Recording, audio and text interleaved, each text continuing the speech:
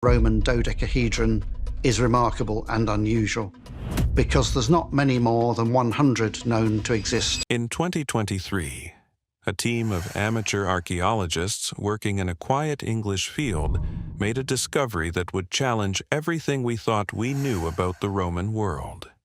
Hidden beneath layers of untouched soil lay a flawlessly preserved bronze dodecahedron, an object that has baffled historians for centuries. No one knows who crafted them. No one knows their purpose. But this time, something was different. Scientists finally cracked the mystery of the Roman dodecahedron, and the truth is far more unsettling than anyone expected. If you want more discoveries that rewrite history, make sure to subscribe. The most brilliant engineers of the ancient world. When we think of Rome today, we think of the Colosseum, we think of the aqueducts, we think of triumphal arches. All of them are an emblem of Roman civilization. Unearthed in silence. The discovery didn't begin with headlines or excitement. It began in the steady calm of a warm summer afternoon in 2023. In a peaceful stretch of rural England, where the Lincolnshire breeze rustled through tall grass and distant tractors hummed like background music. A small group of hobbyist archaeologists combed through a farmer's field near the village of Norton Disney. Generations had worked this land, but beneath the ordinary topsoil, something ancient waited. Then it happened. The faint beep of a metal detector pierced the stillness. A sharp, unexpected signal. The team knelt, digging with care. First, a glint, then a shape, and at last, a fully revealed metal form unlike anything else. A Roman dodecahedron, astonishingly intact after nearly 1,700 years underground. Its 12 pentagonal faces were perfectly carved, each one marked by a different-sized circular opening. Small metal knobs crowned each corner, catching the sunlight like tiny guardians of an ancient secret. It felt heavier than its size suggested, the cool bronze seeming to whisper stories from a world long gone. Remarkably, it showed almost no corrosion, no rust, no erosion, none of the wear one would expect from centuries beneath the earth. It looked as though it had been placed there only yesterday. News of the find traveled quietly at first, but soon it reached surprising places. Joe Rogan even mentioned it on his podcast, his usual laid-back tone edged with genuine awe. "We've found over 100 of these," he said, voice dropping as if acknowledging a sacred mystery. "And nobody knows what they're for. That's wild." His comment reignited widespread fascination. Online forums and academic circles buzzed with renewed speculation. Were they tools, ritual objects, toys, calendars? Each theory stranger than the last. But what set this discovery apart wasn't the object, it was the context. While most dodecahedra turn up randomly in fields or private collections, this one was excavated scientifically, from a clearly defined archaeological layer. It appeared alongside pottery shards, Roman coins, and traces of ancient post holes. It wasn't an isolated artifact. It was part of a story. A shape out of time. Roman dodecahedra remain one of archaeology's most enduring enigmas. More than 130 have been found across what was once the distant frontier of the Roman Empire. Britain, Belgium, Germany, Gaul. Yet not a single one has ever been discovered in Rome itself, nor anywhere in the Italian core of the empire. Their absence from the center is a puzzle all its own, like stars appearing only at the edge of the sky. No inscription names them. No Roman writer recorded their purpose. No temple or monument displays their form. They simply appear in the archaeological record, whole and unexplained, as if they arrived without warning or origin. Many were cast as single pieces of bronze, an impressive feat requiring sophisticated knowledge. Each of the 12 faces is a perfect pentagon, each cut with a hole of slightly different size. Some openings are tiny, barely large enough for a coin. Others are big enough to slip a finger through. None of these details seem random. None of them seem decorative. And each new discovery brings us one step closer to an answer that may reshape our understanding of Roman life on the edge of the empire. The small knobs that sit atop each vertex are not decorative flourishes. Each one is deliberately shaped, sometimes individually soldered on, sometimes molded by hand, and their subtle differences give every dodecahedron its own distinct identity. Along the edges and around the openings, faint concentric grooves reveal an artisan's careful touch, suggesting intention and function rather than mere ornament. Yet, when you look inside, there is nothing. The interior is hollow, quiet, and completely empty. No traces of mechanisms, no residue, no sign of anything that might explain how it was used. It could not have been a child's toy. Its delicate craftsmanship is far too fragile for rough handling. It bears none of the traits of jewelry, lacking wear marks or fixtures for chains or clasps, and as a weapon, it is utterly impractical. No sharp edges, no weight distribution meant for combat. So what was it? What purpose justified such craftsmanship, only for these mysterious objects to be buried time and again across distant corners of the Roman provinces? And why were they never produced, or even found, in the empire's cultural and political heart? The questions loom larger than the artifacts themselves, urging us to look past the obvious and consider meanings lost over thousands of years, waiting to be rediscovered. Perfectly preserved, deliberately forgotten. The Norton Disney dodecahedron stands apart, not just for its form, but for the astonishing condition in which it was uncovered. While many Roman dodecahedra are damaged, incomplete, or heavily weathered, this one was almost pristine. Its surface still held a polished sheen, looking nearly untouched despite 17 centuries underground. The bronze showed no major corrosion. Even the interior, which is usually worn or roughened in other examples, appeared remarkably undisturbed. Its construction revealed a level of care and precision rarely seen. And somehow, it had escaped the decay that typically ravages ancient metalwork. But the most extraordinary aspect was the context of its discovery. This dodecahedron was not an isolated find. It was uncovered during a controlled archaeological dig that revealed a cluster of Roman-era items still resting where they were left. Coins from the late 3rd century, ornate brooches, fragments of pottery, and the collapsed remains of a villa wall collectively painted a vivid snapshot of a single moment in time. The object had been deliberately placed, carefully set among other valuables and architectural remnants. It was not discarded. It was intentionally buried, positioned with purpose. This sharply contrasts with most dodecahedron discoveries, which tend to appear alone, without nearby artifacts to anchor them in history. Their isolation makes them difficult to interpret.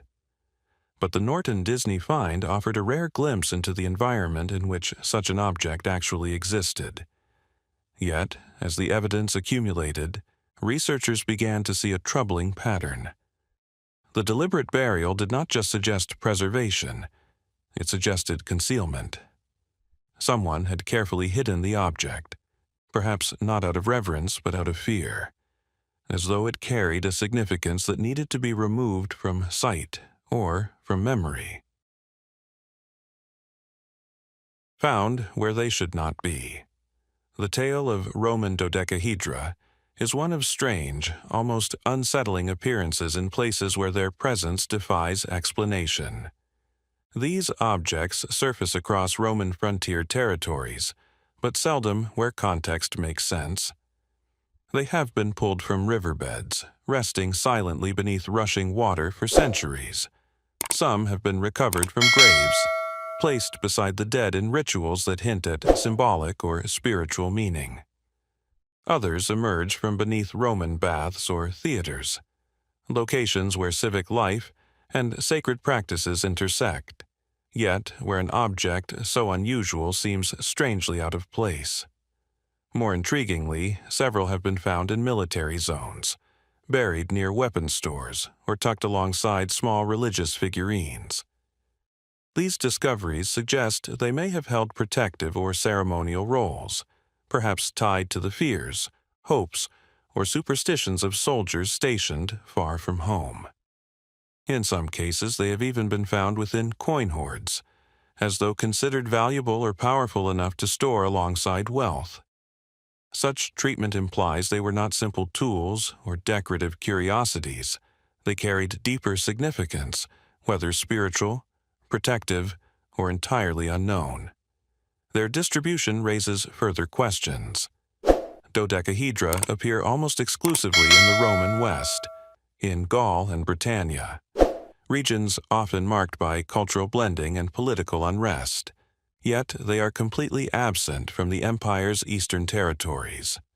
Not one confirmed example has been found in Egypt or central Italy, despite those regions being dense with Roman artifacts of every imaginable type. This pattern suggests something localized, perhaps a tradition, ritual, or practice confined to Rome's distant provinces, one that never spread to the center of imperial life.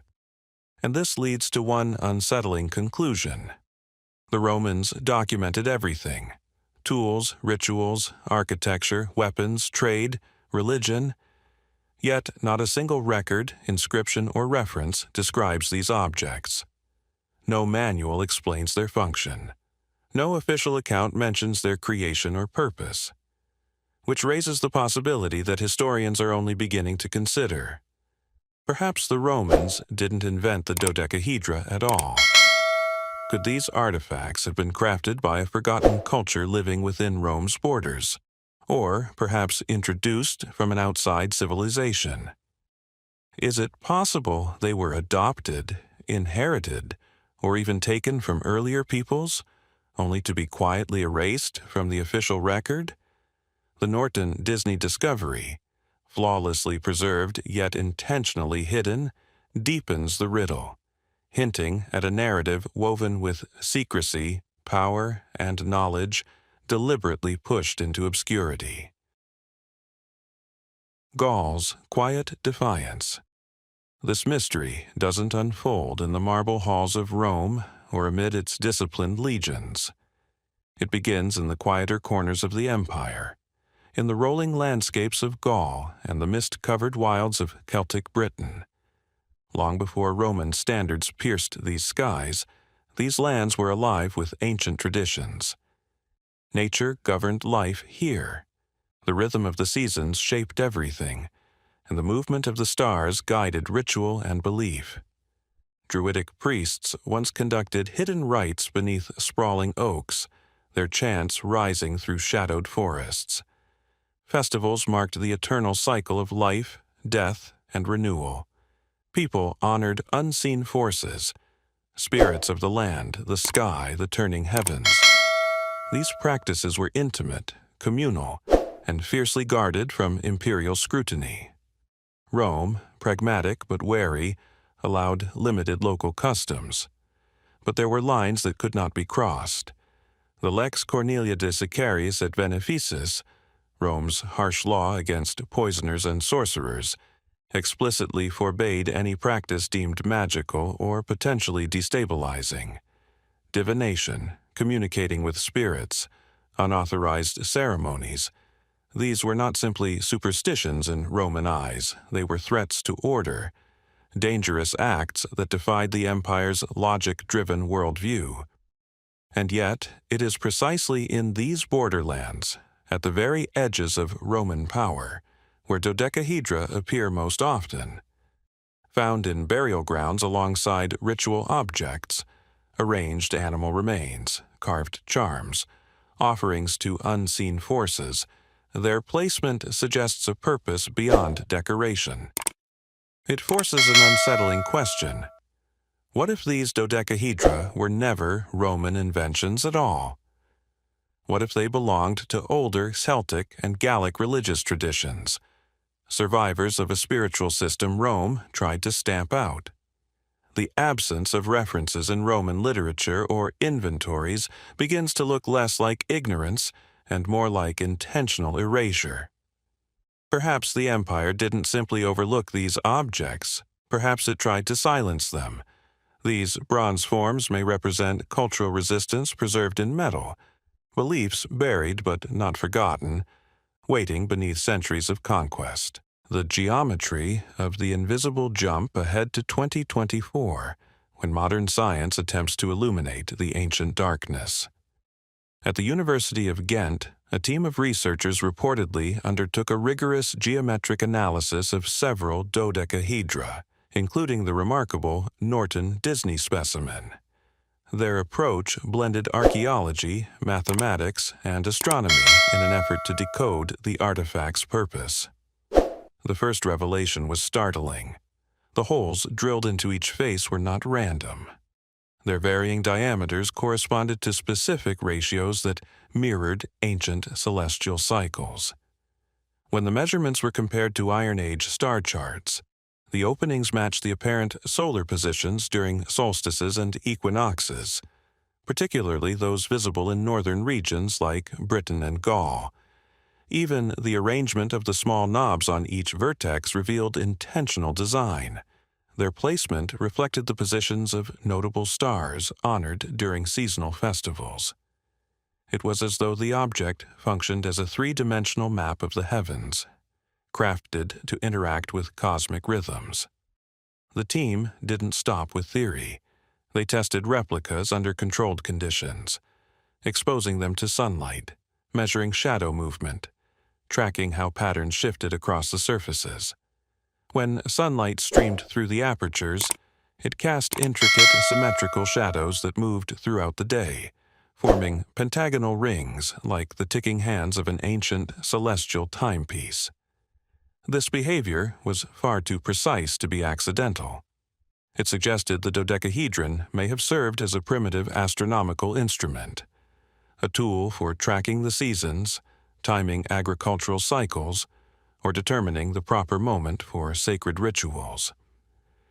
In a world without mechanical clocks or written calendars, such an object would have been invaluable, a bridge between daily life and the cosmic forces believed to govern it.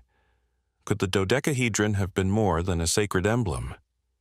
Perhaps it was a functional device, designed to measure time, predict seasonal change, or interact with spiritual beliefs tied to the movement of light and stars.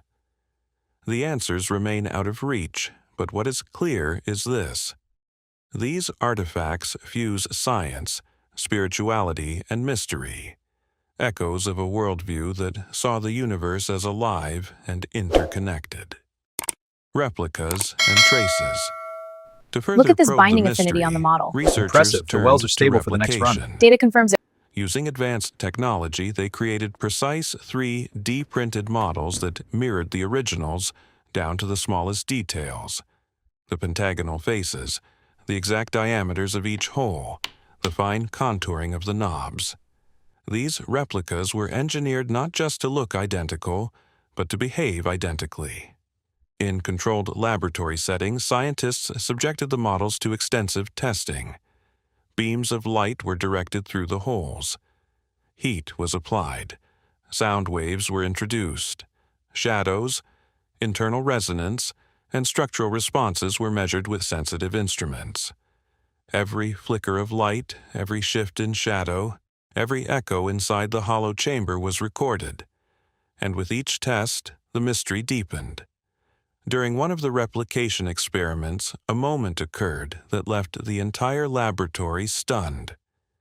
A small, steady flame was placed inside a translucent model of the dodecahedron. Instead of scattering light at random, the glow funneled through the openings in a precise rhythm, projecting a swirling halo of geometric patterns across the darkened room. The shapes rotated slowly, flickering like something alive. The atmosphere grew hushed, thick with awe, until an intern finally broke the silence with a whisper that captured what everyone felt. "It looks like it's breathing." This extraordinary display made one thing unmistakably clear. The dodecahedra were not decorative trinkets. They were built with intention, possibly for ritual illumination, ceremonial signaling, or something even more profound. But the most astonishing discovery came not from replicas, but from testing the original artifacts. At Oxford's renowned radiochemical laboratory, researchers analyzed residue taken from the interior of several authentic dodecahedra. They hoped for traces of everyday materials, dust, soil, maybe plant remains. What they found instead shocked the scientific world. Deep within the metal cavities were faint traces of burned organic matter. Chemical analysis confirmed the presence of animal blood preserved well enough to survive nearly 2,000 years. Mixed with it were tiny ash particles from lavender and thyme, plants historically used for purification and preservation. Most startling of all were residues consistent with embalming resins used in Roman funerary rituals. Burnt blood, ritual herbs, embalming compounds. The evidence pointed to one unmistakable conclusion. These objects had been used in rites involving sacrifice, death, and possibly attempts to speak with the divine or the dead. Many earlier theories instantly collapsed under the weight of this revelation. What had been dismissed as curiosities were now undeniably linked to sacred, possibly forbidden ceremonies. The Hidden Codex.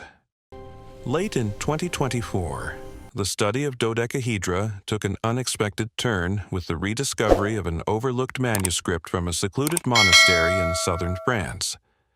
Known merely as the Codex Mistra, the text had long been dismissed due to its damaged condition and fragmentary content. But new ultraviolet imaging revealed an obscured passage. Beneath layers of faded ink, scholars uncovered a phrase that electrified researchers: Orbes Divinorum, the divine spheres. This term appeared inside a description of bronze forms with 12 faces, pierced and crowned, an unmistakable reference to the dodecahedra. The Codex claimed these objects were used by the whispering ones of the forest to hear the voices of the stone sleepers. The meaning sparked heated debate. But one thing became clear: the manuscript was describing the very artifacts whose purpose had confounded scholars for centuries. The whispering ones may have been a clandestine sect, possibly druids or other spiritual practitioners, who conducted secret rituals in natural settings. And the stone sleepers could refer to ancestral spirits, sacred earth powers, or even ancient knowledge encoded in stone monuments. More alarming was the tone of warning embedded in the passage, suggesting these objects were not only sacred, but dangerous, restricted, or prohibited. For the first time in recorded history, the dodecahedron had a name, a lineage, and a spiritual context. The 2025 revelation. In early 2025, a collaborative team from the UK, France, and Israel completed a confidential analysis, one that was leaked shortly thereafter. Their findings overturned centuries of assumptions. The Norton Disney dodecahedron was not Roman. Metallurgical results indicated that its bronze composition matched Celtic foundries and predated Roman occupation by more than 150 years. But the most disturbing detail came from the chemical residues inside the artifact. Tests revealed calcium phosphate, the signature of burned human bone, mixed with amber sap and animal fat. This exact combination matched funerary and necromantic rituals practiced in pre-Christian Gaul. The dodecahedron wasn't a measuring tool or ornament, it was a vessel, a sacred chamber used during funerary rites, a spiritual device engineered to focus light, sound, and smoke in carefully controlled ways. Now, uncovered in perfect condition, science could finally understand its purpose. These were living relics, functional devices from a lost spiritual technology deeply woven into the sacred traditions of the Celtic world. Passed through generations of druids, seers, and ritualists, they preserved knowledge that Rome tried desperately to erase. The Romans didn't create these artifacts. They encountered them, they confiscated them, and above all, they feared them.